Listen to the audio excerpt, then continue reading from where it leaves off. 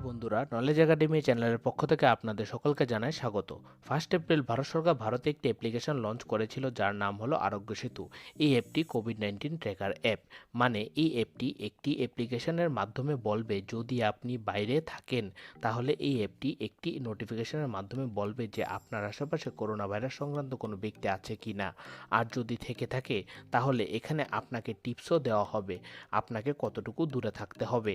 এছাড়া এখানে আপনি নিজের সুরক্ষা কিভাবে করবেন তাছাড়া এই অ্যাপে কোভিড-19 সংক্রান্ত অনেক গুরুত্বপূর্ণ তথ্য পেয়ে যাবেন যেগুলো মিনিস্ট্রি অফ হেলথ থেকে দিয়েছে।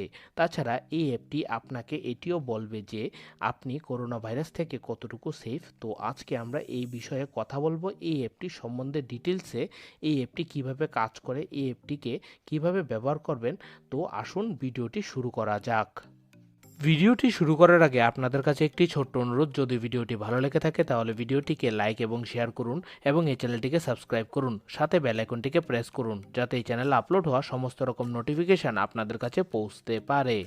প্রথমে আপনি আপনার প্লে স্টোর অথবা অ্যাপেল অ্যাপ স্টোরে যাবেন। দুটোর জন্য এই অ্যাপটি অ্যাভেলেবেল, সেখানে গিয়ে সার্চ করবেন আরোগ্য সেতু। তাছাড়া অ্যাপটির লিঙ্ক আমরা ভিডিও ডেসক্রিপশনে দিয়ে দেবো, সেখান থেকে আপনারা ডাউনলোড করে দেখে নিতে পারেন।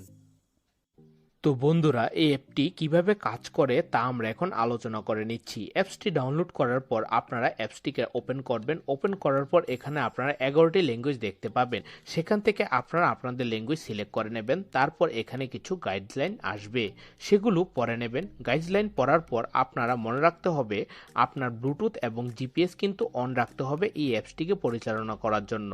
তারপর আপনারা আপনাদের মোবাইল নাম্বার দেবেন, সেখানে একটি ওটিপি আসবে, সেখান থেকে আপনার রেজিস্ট্রেশনটি করে নেবেন।